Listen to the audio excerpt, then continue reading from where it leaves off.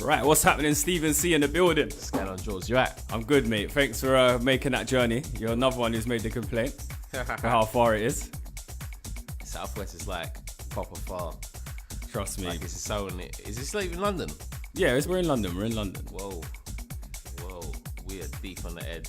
Listen, I've got loads of questions for you today. But I'm gonna start off with the first thing you said to me when you walked in. No, the second thing you said to me.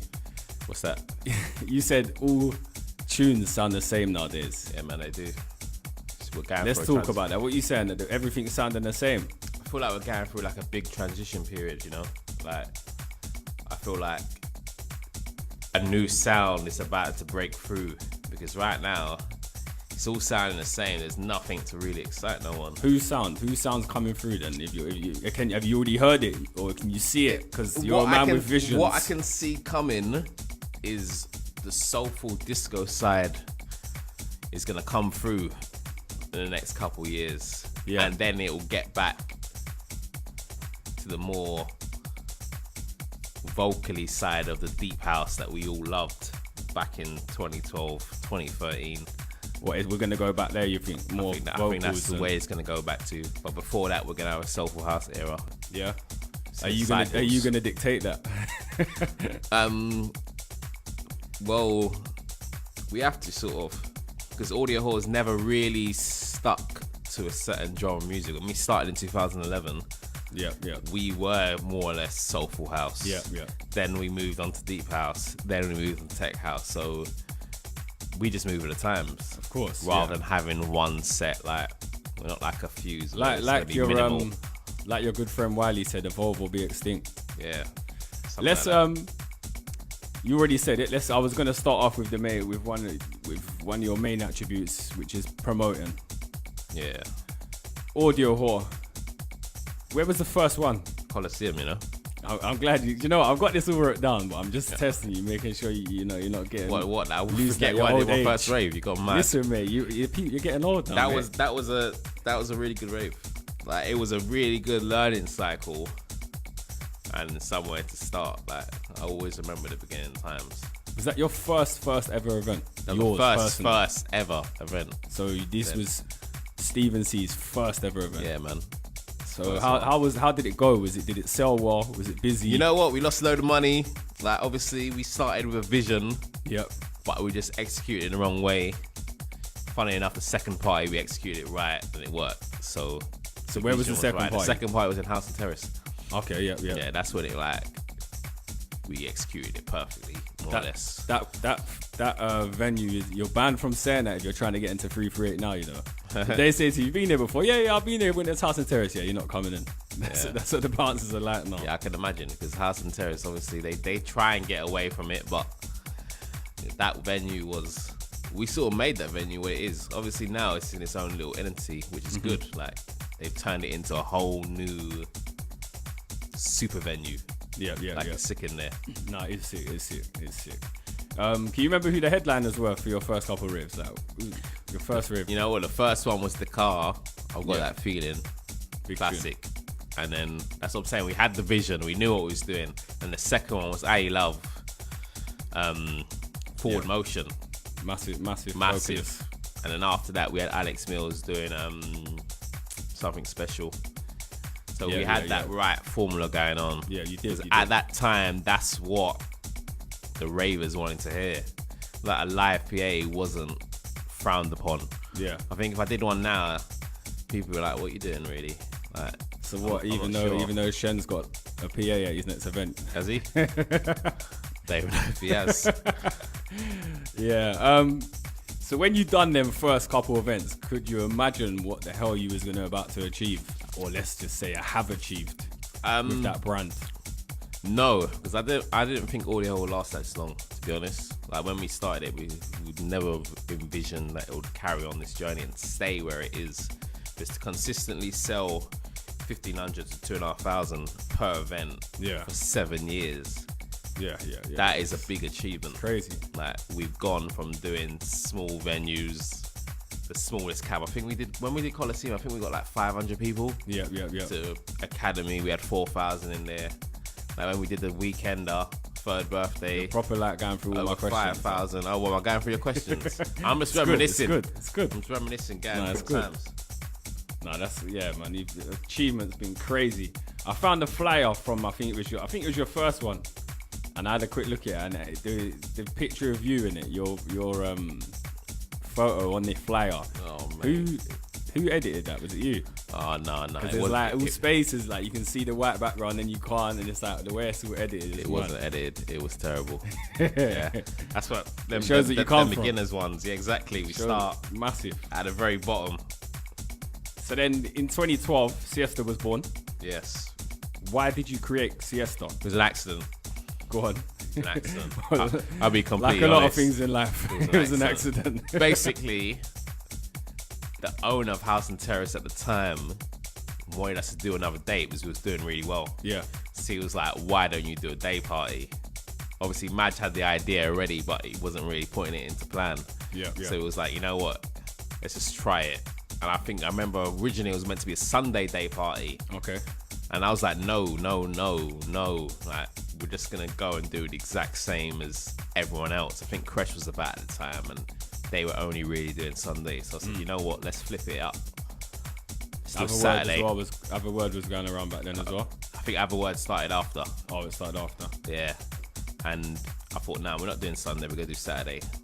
And we're going to do ladies 3 before 8. And I just remember the queue at like 7:30. There was like 150 girls in the queue, and there wasn't a single man in the queue. Did they all get in for free? Yeah, they all got in free. Right, that queue must have been quick. Yeah, man, we made Where it was work. that? That was in House and Terrace. Oh, because that don't happen very often, like queue moving that fast. It doesn't. So Siesta was born 2012. 2012. Again, could you imagine what that was going to go on to achieve at that point? We've done a lot with Siesta. A lot, and we've managed to keep it going. We've had to change it to a night party temporarily because there's not many daytime venues in London. Yep. But I kind of feel to go to like a field in Southend and do like a mini festival, like what we did when we had the MK party. I think that Siesta's done a lot. Like, I'm happy with it. Yeah, of course. What brought the change? Because you then moved Audiowhore into Vauxhall. I think that was the first Audiowhore I went to. Alexander, Hot Since 82. Oh, yeah, I remember that. How comes that change? Did you just want a new venue? We had no choice. Why? Like, most of the things that happen in this game are just through no choice. We was originally in Proud 2. Okay. And Proud 2 got shut down, I think it was like a month before the show. Yeah. So we had to move to Area. And Area wasn't even big enough for us, hence why we had problems there. But then our next party, we went to Coronet. And we filled it. And that was sort of a really big achievement. Like, to fill Coronet after just a second birthday showed how big the brand was in London. It became like a super brand almost. Because your first full year was 2012. Yeah. When was your first party? Was it in 2011? 2011, April 29th. You threw, what was it, two parties in 2011? Yeah, 2, yeah. And you had a New Year's party, but it wasn't under the same brand, was it? It was a different thing. We might even bring that back, you know. Yeah. Oh, sir. Yeah, man. What was that? 12. What was it called? Yeah, we called it whatever year it was. 12. Yeah. Yeah. So is that how it would roll? That's how we're gonna roll it. You're gonna bring it back again. Bring it back. Same concept. Nice. That was a good party. Yeah. That was a good vibe. So in your first year, like you let's say your first full year, 2012. So Siesta, Audiowhore, different venues. You achieved a lot already again. Yeah. And this is your first full year of promoting. Yeah. No, you missed Mali Alive in that. So Mali Alive, is that also in the same? Yeah, I started that 2011 too.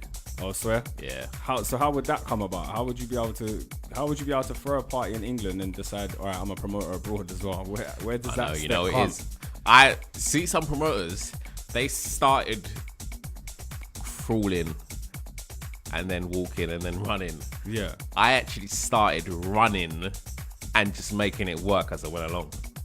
So there must have been loads of mistakes along the way. Loads of mistakes in my first year of promoting. But I'll say I learned very quickly, because by 2012, everything was like running like clockwork. Yeah. Like everything clicked into gear.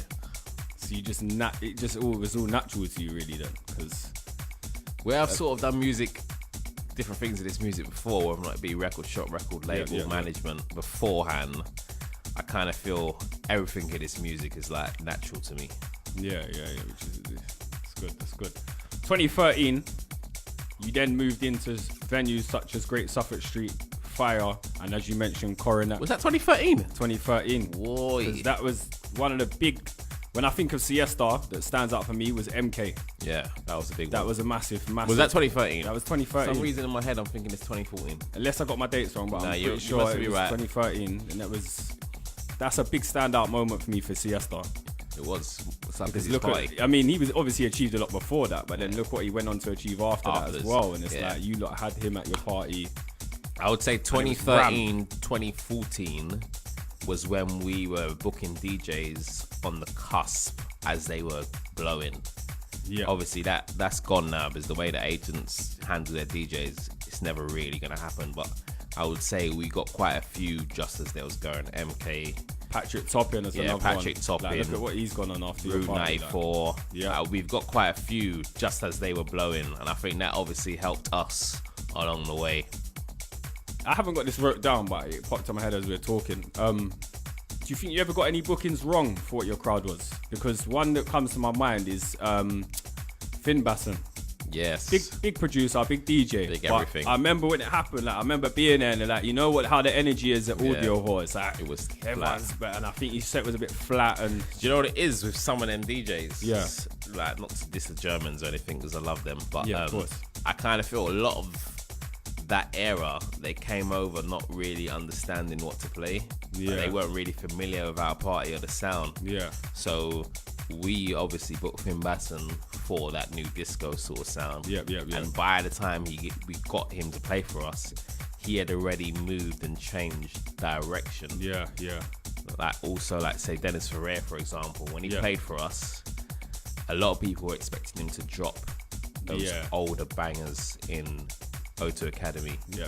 But he had already moved on and transitioned. So in some of our bookings, I'd say we got them too late. Yeah. So is that, you learn from that, or is it just part and parcel, would you say? Yeah, we learn from that now. Yeah. Don't book DJs well after their time. Let's let it go. Let it go.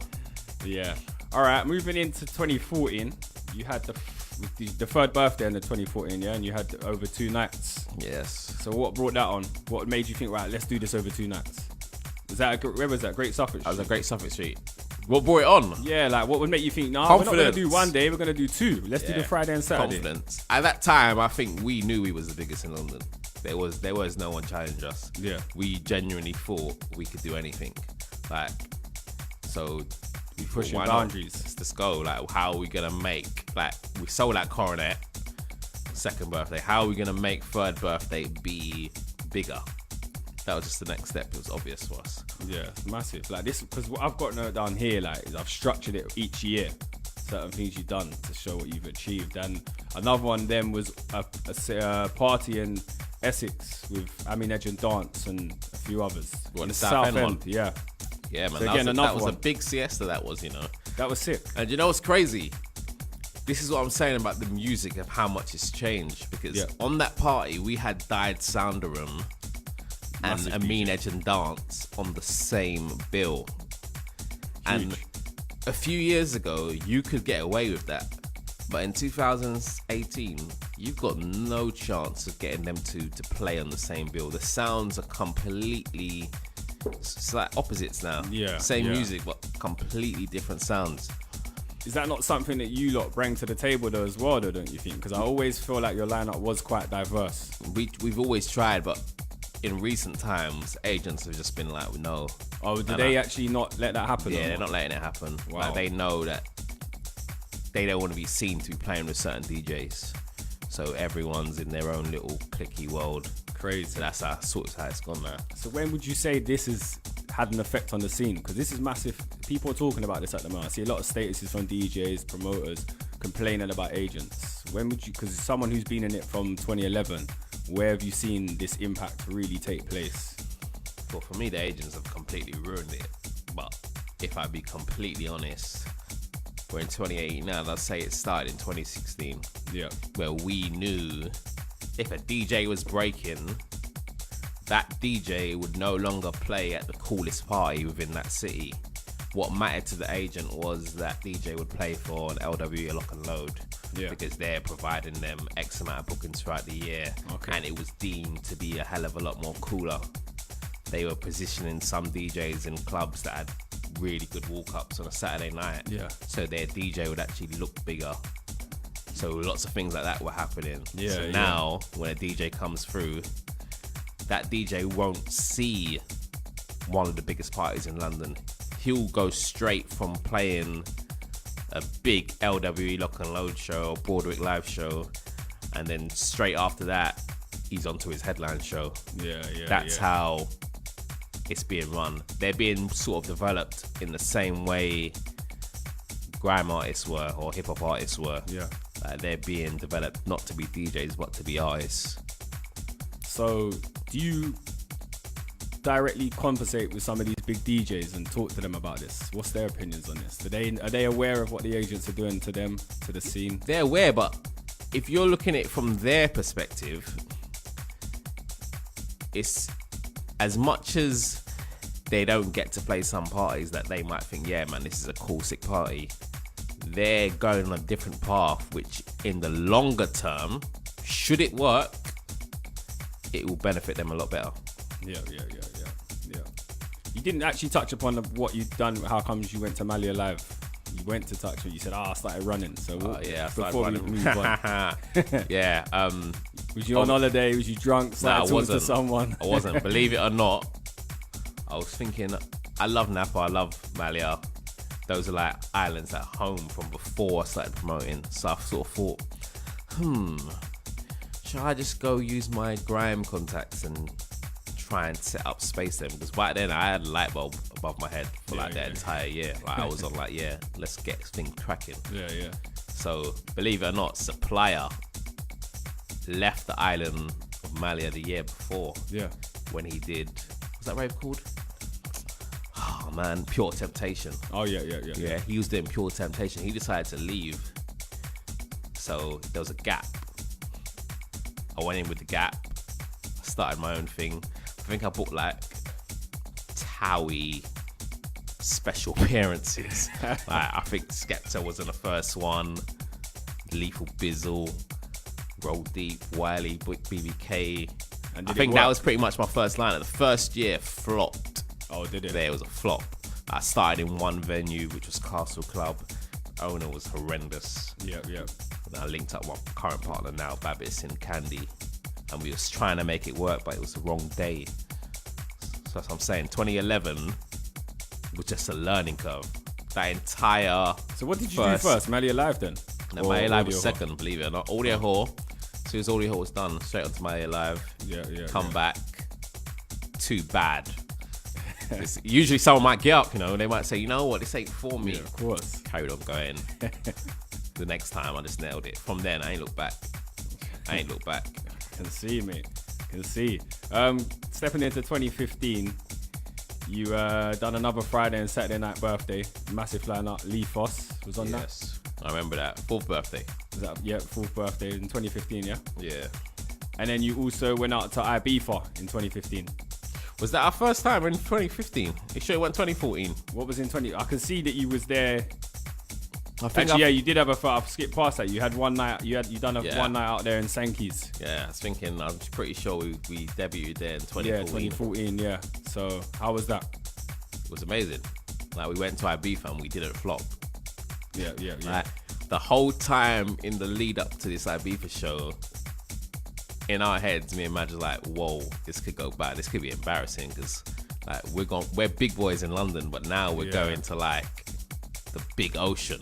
Was you one of the first ones to go over there as well? Because obviously over the last 3-4 years, there's been a few brands, London brands, gone over there, tried things, done residencies and whatnot. Was you one of the first ones? I believe so. I think us and Magna Carta was the first ones out there. Yeah. Properly, like established venue. Yeah. With good lineups. What was it? Do you remember your first lineup out there?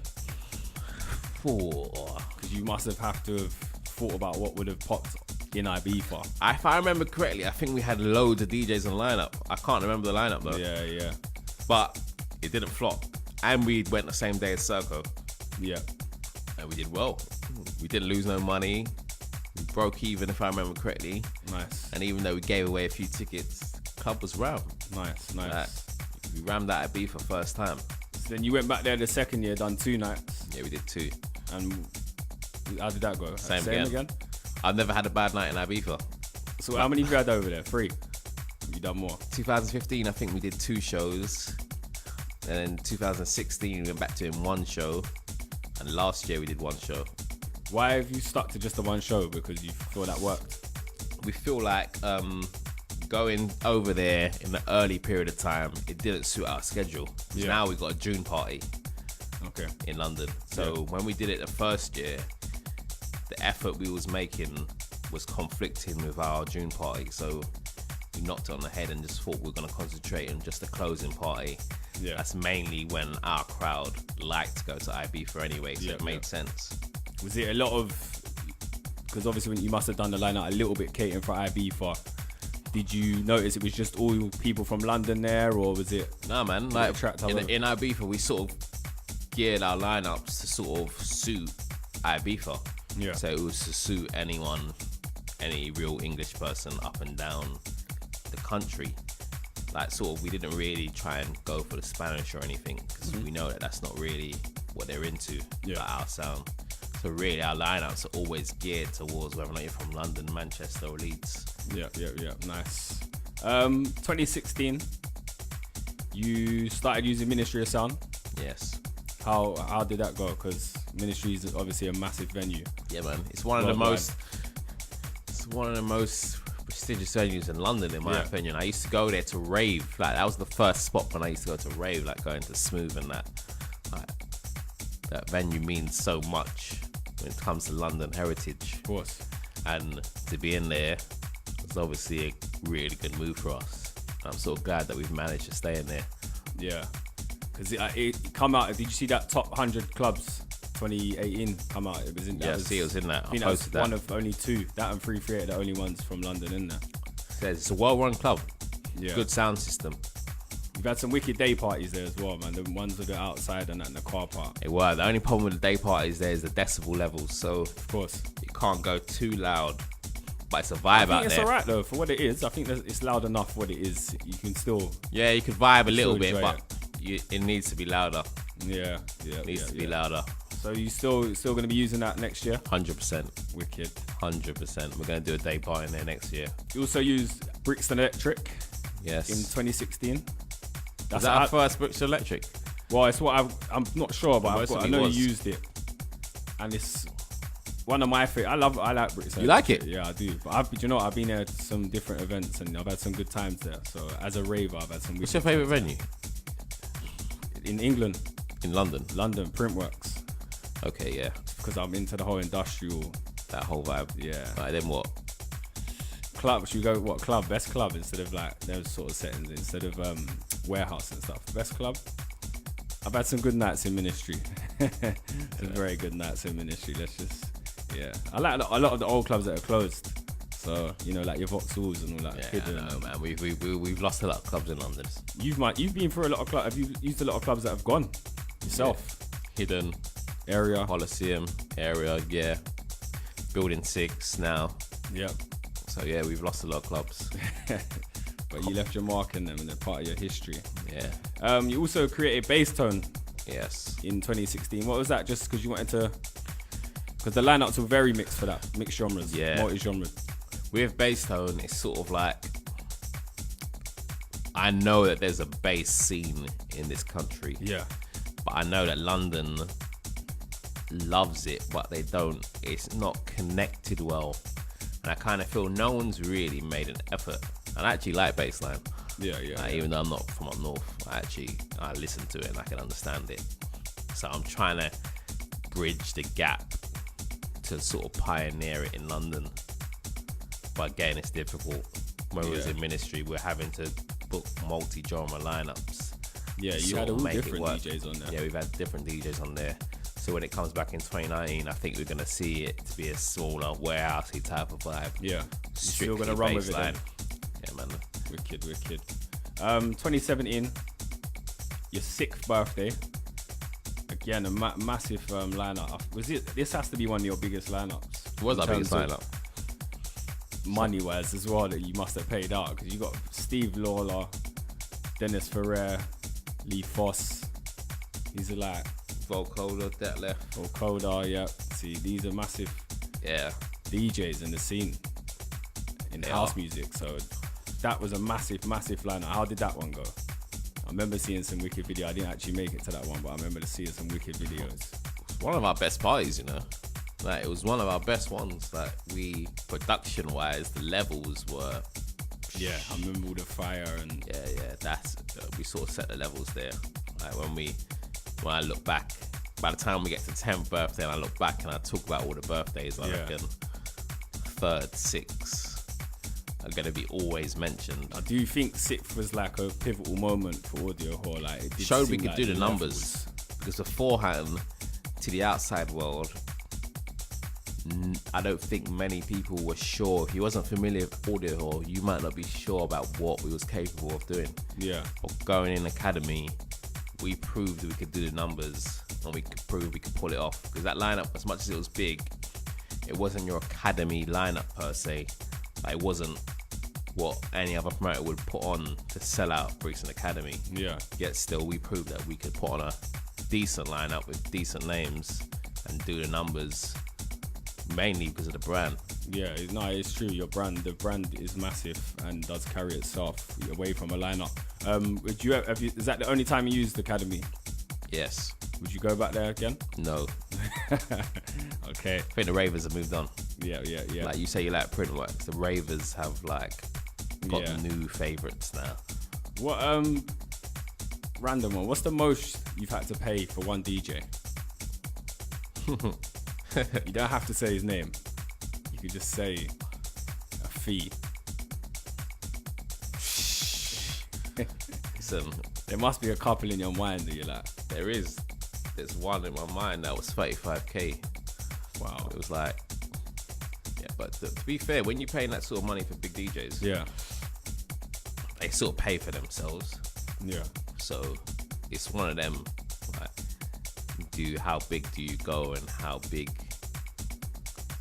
So you got to keep it going to certain levels. For what brand was that? Can't say, because then you know what DJ is.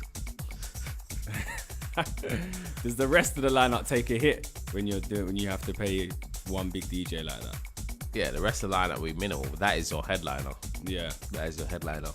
That is your sole reason why you think. And was it worth it? Was it worth it? Yeah, was it worth it? Yeah, man, it's worth it. Yeah, it's worth it. Wicked.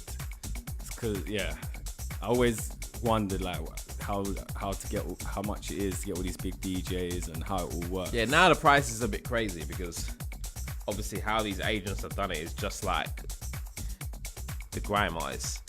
If you're capable of selling out 2,500 venues on your own, you're gonna be worth that sort of fee. Like, you could do the maths. Yeah, like, some DJs are now commanded big sums because they alone are capable of selling out venues. How would the process work of like booking a DJ for 35,000? When do you pay him? What's the deposit? How do they know? How do they know like you're serious? Like, do you know what I mean? Because you can't just be only Tom, Dick, and Harry. Get in contact with the agent. True. Say this. Like, tell us the process. I suppose you got to be established. I don't know. I'm not an agent. But you're the one who's made that happen. Yeah. So I suppose because people have to know these ins and outs. I suppose they know your kosher.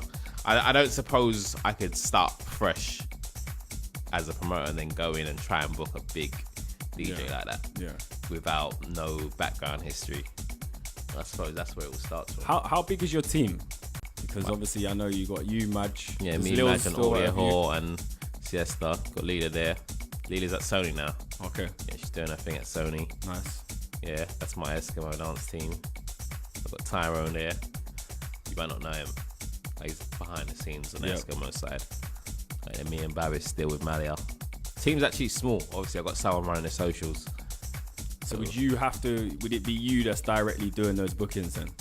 Yeah, I'm a kind of a control freak like that. Yeah. And when it comes to the bookings, I try and take over. Yeah. Is that one of your strong points, yeah? Yeah. Working with the agents. Couple random ones. What's been your biggest ever letdown on a day of event? Not most stressful moment, but what's the thing that's gone the most wrong for you without sabotaging your brands? I can't say. I really can't. All right, one that the radio, one that's not too bad then, that you can tell us. Tell us a little story that, that people that don't run events wouldn't have a clue might happen. You must have something in the bank. People that don't run events don't really understand how much work goes into putting on an event. When people talk to me, sometimes they're like, is this what you do? And I'm like, whoa, do you not know that it takes days, weeks to find a venue and then book a lineup and then put in a marketing strategy that's going to put in place to fill 2,000 people. So a lot of people don't understand actually the process and the work that goes in. I think I might have to do a day in the life. Yeah, that'd be wicked. One day. Yeah, you definitely have to. And then they'll be able to see the process and how much work goes in. Even honestly, sometimes I don't even know. I don't know because I'm not you. Yeah. But I don't think people realize what you've done for the game, what you do in the game. I know, man. And how much respect you deserve. I try and keep myself to myself. That's why, man. I don't like to be too boasty about it. But everyone keeps saying it, so I think I'm gonna have to do something one day just to let everyone know. Definitely. How many Siesta and Audiowhores do you think you've done? If I've done my maths correct here. Oh yeah. I'm glad you've done your maths because I ain't got a clue. What I counted up, that's all. I went through RA. Oh yeah. Gone through the history of what you posted, and I counted 71. 71. Yes. That's not including any of your other events. That's just Siesta. So I'm soon to hit 100. So that's I'm gonna have to count that. Keep an eye on that one because I'm gonna have to keep 100. A big 100th party. Exactly, 100th party, and yeah, that's from 2011 till now. 71 events. Oh, was our 2011 on RE? Yeah, it is. Yeah. I don't think we sold a single ticket for that. That's on there, and I think you got 2 on them, and then your New Year's Eve party that you threw. From your account. Yeah, so 71. So we'll have to keep an eye out for the 100th. Now let's talk about Eskimo Dance. Tell us how that came about. Because I feel like you resurrected it. Yes. Tell us about it. 2011, obviously. Yep. Light bulb. Yeah. What was you doing in 2010? I still had my record shop, Rhythm Division. Okay, yeah. So I was in obviously I'm still in music, but I still had my record shop. So obviously as that vinyl thing died, it was straight onto something else, like a whole new venture. So that whole year I was thinking, all right, cool. My ties to grime will never die. I'll always love grime. Yeah. So I rang up Wiley, another crazy guy just like myself. And we just came up with the idea, just said, yeah, let's bring it back. So you went from there? Went from there, man. Everyone tries to get it locked off. The police, venues, everyone was against the idea of it coming back. So you was learning from early then to deal with things like that? Yeah. I had to deal with things from so early. I think it sort of made me become a man as a promoter very quickly. Yeah. Grow up instant. So yeah, thanks to Proud 2 because they sort of defied the police and made sure that event went ahead. And had that event got cancelled, I don't think that brand would ever have got resurrected. Yeah. They've done that for a few things. I remember Soul Solid had similar things and they let them do it there as well. So yeah, when you made the new brand, when you resurrected it, what was the direction? Because I feel like they're obviously venues is one of the reasons, but they're very different to the old Eskimo dances. Yeah. You know what it is? When I resurrected, I didn't really want to go with how it used to be. Yeah. Because I feel like how it used to be, it didn't work in the end. So it's time to switch it up a bit. Like, I kind of feel that the direction we was going in was the right way. If I was to say anything went wrong, it was me allowing some MCs to go do a live show in Eskimo Dance. Yeah. I went from them MCing on the set for half hour to them performing their biggest tracks. If I could go back and change anything, I would have banned that from when I saw it creeping in. What, you don't want that? You didn't want that? Nah. At start, it was good. But as it went on into the past couple of years, I've seen that the best vibe has come from that natural element of everyone just spitting on stage. Yeah, what everyone loves. But it's part of the game, innit? People are performers now as well as MCs, they're artists. So it's quite natural. It's hard to go against them, but you can, because it's Eskimo. Yeah. What's harder to run, Eskimo or Audio or Siesta? Eskimo Dance. It's the hardest event. Like, as a promoter, I think that's the most challenging event you'll find, is you're dealing with Audio, or you might see 10 DJs and only like 2 of them might be a headache. Yeah. But with Eskimo Dance, you got like 25 MCs on the bill and 25 of them a headache. So 25. Who decides? Do they have enough? Because obviously Grime's a little bit different to House and that in terms of agents, and I know there's still some involved, but how do you decide what you're paying who when it comes to the MCs? Do you have like a bracket? Believe it or not, yeah, I used to have like a wage structure Eskimo Dance, yeah. And Stormzy broke that. Because when he was coming through, obviously we ended up only booking him once, and that was like as a secret guest thing. But as he was coming through, it became clearer that everyone was now worth more money and everyone needed to be paid properly to keep this going. Yeah. So I had there was a certain wage structure, and Skepta and Jamie were at the top, and no one ever got paid more than that. Yeah. And then once that happened, 2015, the structure broke, and then the fees have been spiraling out of control ever since. I should have just kept it. Yeah. Should have stuck to my guns. I went to one at Wembley Arena. Wembley. Yeah, that was wicked, man. It was different. Obviously, it wasn't your normal Eskimo Dance. Completely different to the original Eskimo Dance. It was completely different. But it was a concert, wasn't it? That's what it was basically the whole. That's why it's called Eskimo Dance Live. Yeah, because it was a concert. But it was never intended to be a rave like the old Eskimos. It was always intended to be a concert. I think it went well. It did go really well. I think considering we put it on, the time frame, originally it was meant to be in Copperbox. So we actually lost a month or so on promo, and we moved it to Wembley, and I think it's a successful event. When I look back, that's like one of the biggest Eskimos I've ever done. Yeah, no, that was wicked. Obviously, you had like Steph London and people like that on it. Now they're superstars. Exactly. So caught them. Similar to like the house scene where you had DJs on the cuff, you know what I mean? And you done it again with that. Massive. So you've been up and down the country at Eskimo Dance, yeah? We start the regionals now. So what's going to happen? Did you go abroad with it? Yeah, we've done abroad. Would you do Australia or something like that? We've done abroad. Australia. How many countries you got in your? How many countries you had events at? I don't know, bro. How would you? I don't know. How much was you in the running of the Eskimo Dance in Australia? Did you still play a big percent of the part of it, or was it people? With that one, yeah, that one's sort of like brand fees. When it gets to sort of like that international level, there's only so much involvement you can have with it. To be completely honest with you, it doesn't really work like that where you're hands-on dealing with the club, doing the promo. It's a bit more. You also done a box part that looked live. How many times you done box part? Twice. The first one was amazing. Yeah. The second one was amazing, but the first one was obviously box part's opening. Was that the one where Getz just tore it a new one? And he's tore a new one every single time. But yeah, both times. Who's your favorite artist to work with or rely on? Is it someone like Getz? Because you know every time they're gonna shut it deliver. Down. Yeah, it was. Yeah, Getz, Jamie, D-Double. They deliver every time. Every single time. Also, do you know what else I was thinking? You know when you book an MC for Eskimo Dance? Yeah. Let's just say, right, you book Cozzy. Yeah. Pay him his money. And he spits 116. Yeah. Is that justifiable or like? Yeah, man. It's Eskimo Dance. And you don't mind that? Not that you can't mind it. To be honest with you, that's what Eskimo Dance originally and was supposed to always be. An MC will come and you might get someone that only gets 16 out because it's not enough time. That's why when it come back 2012, I started to split up the sets. Yeah. To try and give a bit more people a bit more time to spit.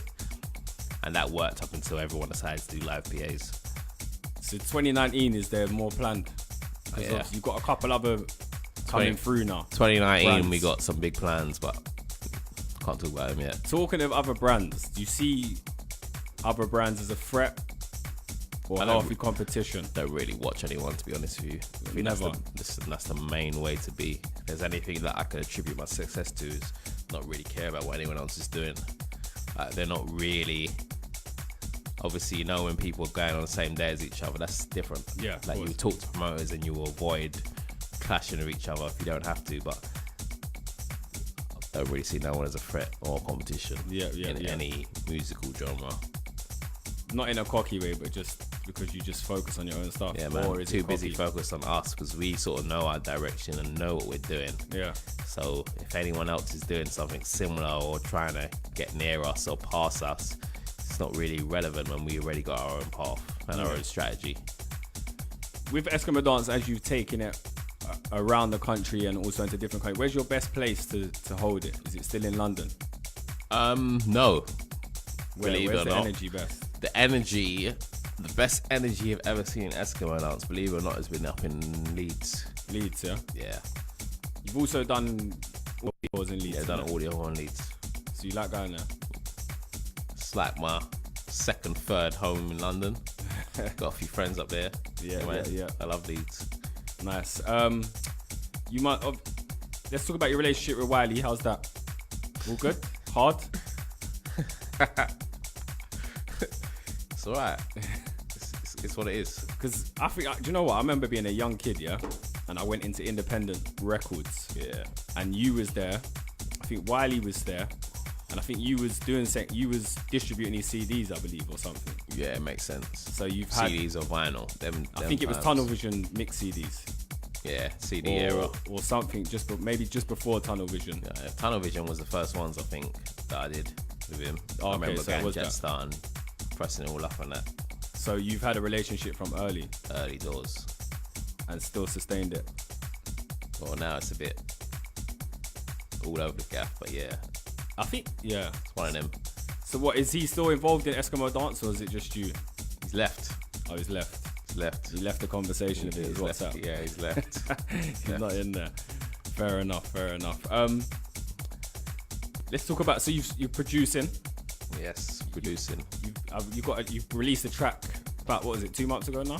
On your label? Yeah, I think so. Was it 2 months ago? I think so, yeah. Because I played it in months, man. Yeah, cool. You got so much going on. Too much going on. And you just released a free download of a remix last week? Yeah, a couple weeks ago. So what you got coming produced wise? You have you got time to produce? Yes, because you know what?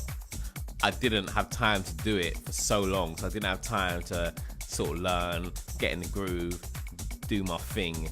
So now I've decided to like dedicate 1 day a month to it. Sounds crazy, but like you see that when you go in gym, if you don't sort of say I'm dedicating this amount of time to going, we're gonna get down. So now I'm dedicating 1 day a month to doing it. Believe it or not, I've got like 3-4 EPs ready to go. I'm gonna play them now. So what can you get done in a month? One day. I reckon you could get a tune done a month if you're lucky. Yeah.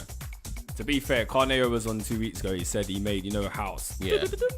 He made that in an hour, he said. So, okay. So, it is doable making tunes quickly. Let's talk about one of your other partners, Majesty. Yes. How's it working with Maj? All good? Yeah, man. Best pals? Yeah, man. We're like, business marriage. Yeah. Who's so before 2011 when you first made the first Audiowhore? Yeah. What made you two come together and think, right, yeah, let's do an event? We was always friends in this thing. Like we used to go around back in the distribution days when we were selling vinyl and CDs at our boot. We used to when it was Pac-Man and Cheeky. Yeah, it's Pac-Man and Cheeky. We used to link up because we was going to the same shops. Yeah. It's like, let's just stack our boots together. Like, we was talking about me and him in the front, like the back seat and the boots just full of vinyl. And we're just going around all day selling vinyl. So like, you lot have put the footwork in for this. Yeah, man. We've been doing this for so long. So like, a lot of people don't realise that's where it's come from. And then when we linked up, I thought, let's just do a rave. Yeah. Makes sense. I think I went to one of his events or something. I thought, yeah, man, I can make this better. And yeah, went from there. Because even talking to you, I've realised there's even so much more we can talk about, but the time is getting on. Your guest mix is going to be like 1 track long. No, man, don't worry about the guest mix, because I only want to play my tunes and the label tunes anyway. So. Yeah. I got a couple. Let's get through the last couple then, because we could talk about distribution, we could talk about the record shop. There's loads we could talk about. Yeah. But let's just move on now, and let's talk about Arsenal quickly. Yes. You must be a bit happier now. Super happy. You know how happy I am? I bet you are. Listen, Wenger, he held on for so long to dead wood. Yep. These players weren't good enough. I feel sorry for him in that aspect, because he relied on players. He kept the faith, too much loyalty. And now, half of them are gone.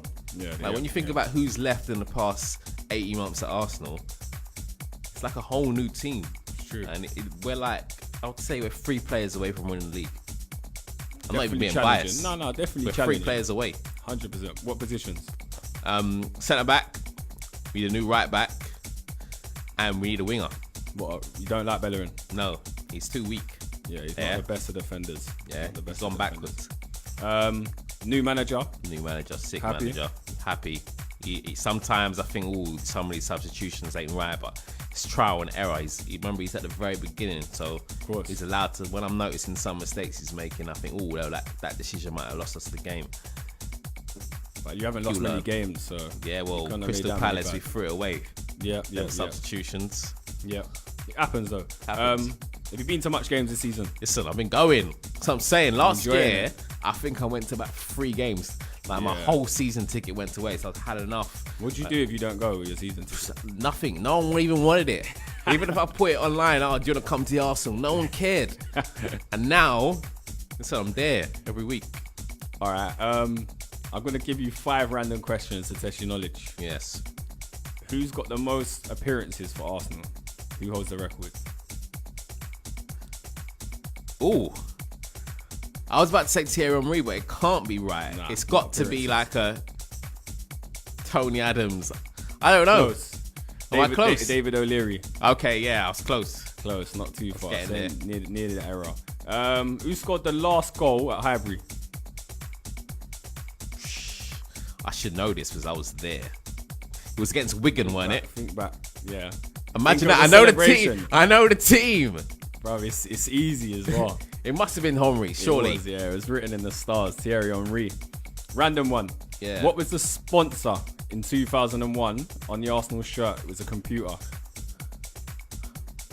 See, I was just about to say O2, but it was Sega. Yeah, Dreamcast, yeah. Dreamcast. Are you sure Sega went on the shirt at one point? It might have been at some point, maybe like an away kit, I'm going to have to Google this. It was Dreamcast on the red one. Who scored the first goal at the Emirates Stadium?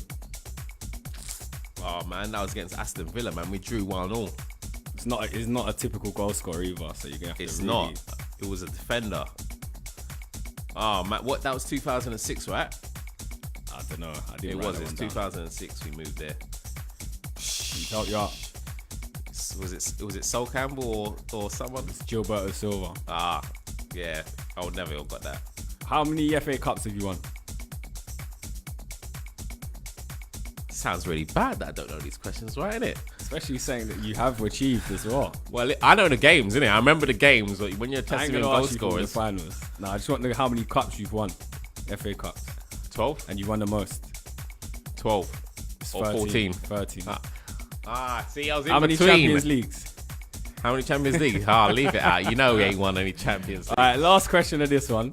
Name Arsenal's top 3 goal scorers of all time. In order. From top 1, 2, 3. Thierry Henry. Yep. Ian Wright. Yep. And after Ian Wright, I'm not sure. It's a tough one. It is a tough one. It's one of those oldies. Definitely old. Yeah. I'm gonna have to pass on that one. Cliff Bastion. Yeah. See, I expected you to know that. Right. Listen, we're getting so close. I did actually ask Steven Cee to get it a lot earlier. You know, it was my fault, people. Sorry. But it's all right. Well, don't worry. I've got one more thing I want to do. Yeah. Right. So I've built a little test for you. Yes. I'm gonna play tracks, but it's all in one track. I've got 10 tracks in there. Yeah. 5-second clips of them backwards. Okay. I want you to guess the track in that 5 seconds. It's quite quick. Go on. It's a Test your musical knowledge if you've been in a few genres. Come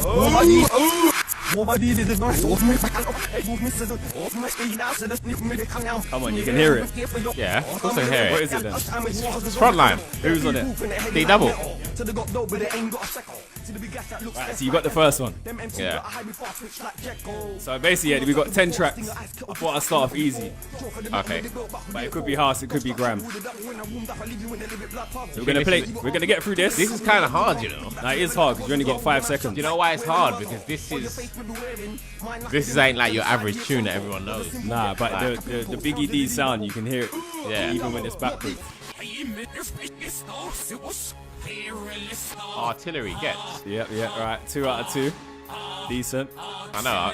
I feel bad that my Arsenal knowledge is so bad, considering I'm there every week. Listen, there was a couple questions though. I don't expect you to get that number 3 striker and Gilberto Silva. Right, next one.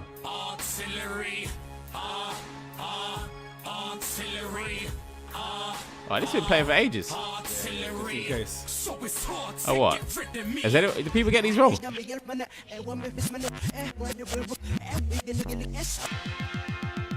get it? It's a So Solid tune. But I meant to get it in a bit where it's going backwards. This is a bit where you're like, oh yeah. This is Asher D's Superman. Ah, sorry. Was you not a So Solid fan? Not that big. What was you? Pay As You Go? Pay As You Go. Not Heartless? No, really. Pay As You Go. This was Tinchy Strider. Yep. He's spitting on ice rink. Yep, there you go. You done well. That's Yeah. 3 out of 4. This ain't the actual song, is it? It's just him spitting on ice Yeah, rink. it's a version excursion. Oh, yeah. But as a gram guy, it can be thrown at you and you got it anyway, so that's good. I think I've done 10, so that's 3 out of 4. Not bad. The Asher D one was hard. I thought I'd put it in there just to really Yeah, man, test that was not a bait one. Yeah, true. You're Southeast, so I thought you might know that one. Next one. We got Strider. This is tough.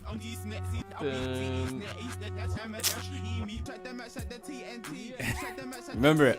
I do remember this tune. So this one. Do you know what? I'm trying to remember who made it. You want me to tell you? No. It's called Strike the Match, see? You just gave it away. I don't remember. You meant to get it in the 5 seconds though. What you meant? So why is it still playing? Because this is when we played what it is. Ah. And we have a little clip. Alright, cool. I got you. But yeah, 2 Twisted Crew.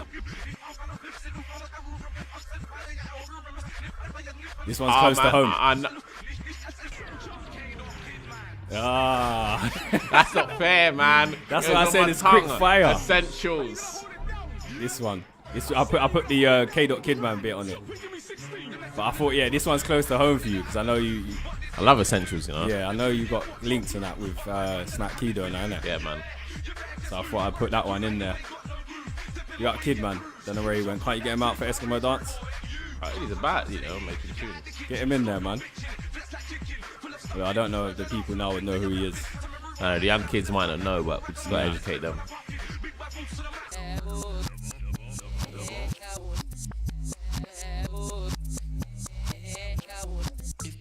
Wow. You should have got that, you know. Wow. You know what? I would never have said that. What, that didn't even pop into your head? No. Wow. Like, it's a genre change. That's why it was going from grime. Yeah, I thought I'd get it into you. I thought I'd throw that one in there. I think we're in the house segment now. Yeah, good. We're in the house segment. But I think there's only like one more. So at least I know what's coming next. More. I should have told you that we're switching genres, but that's all part of the game. This game's hard, man. Why you delivering these hard games for me? Look at the time as well. The guest mix is gonna be Oh man, you know what we're just gonna do? We're gonna play my latest tune. Something special. Yeah, you got that. This one might take ages. You tricked me with that forward motion. You never even tell me. I'm there thinking, what more genre? What MC is this? The voice of grime. Alright, so you got this one. I think it's one more. And then what you say you're gonna play what for us? I'm gonna play my next single. Is it? You know where it is on the USB? Yeah, because you're gonna have to be quick. Yeah, man. No way. I'll find it quick. Nice. And what is it? New single? Yeah, it's gonna be my next one. Hopefully, it's still on that USB. What is it? Is it out? Nah, it's coming. On what? It's coming. Audiowhore. Wicked. It's coming. Wicked. It's coming. You just released Jack and Danny. Yeah, yesterday. There you Looking go. forward to that.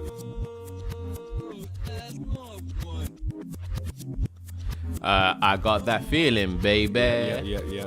Who? Car. Yeah. You booked him. You had this one, innit? Yeah, man. That's our first ever rave. Yeah.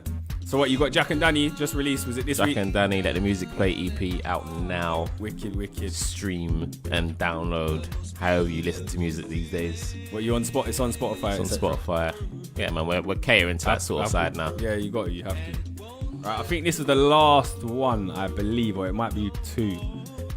Let's have a go. Boom, boom.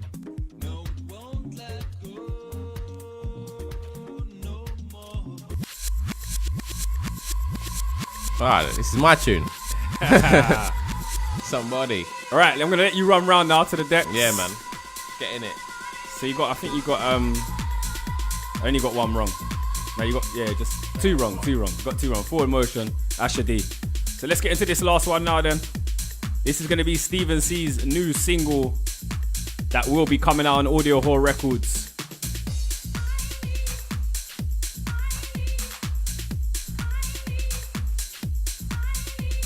He's just flicking through the USB right now. And then we're gonna end the show with his new single. Alright, so we're gonna step into this one now. What's it called?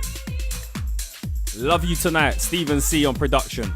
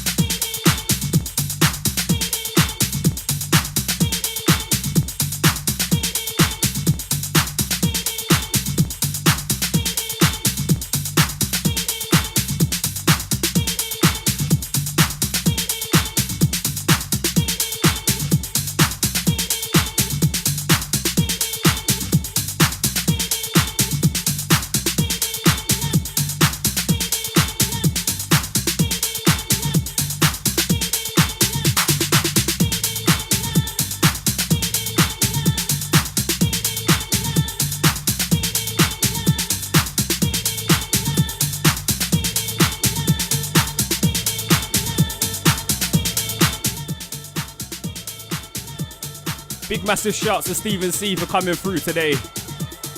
And remember, if you just missed the interview, you can go onto www.flexfm.co.uk, and also you can check out the stream on the Facebook, Flex FM, and hit the podcast section on the website to listen back. Next week, you got myself and also a guest mix from Shannon Amara for Back to 2012 promo mix. Make sure you stay locked in. DJ Impact 2 till 4 UKG show. We've got everyone in the Flex family.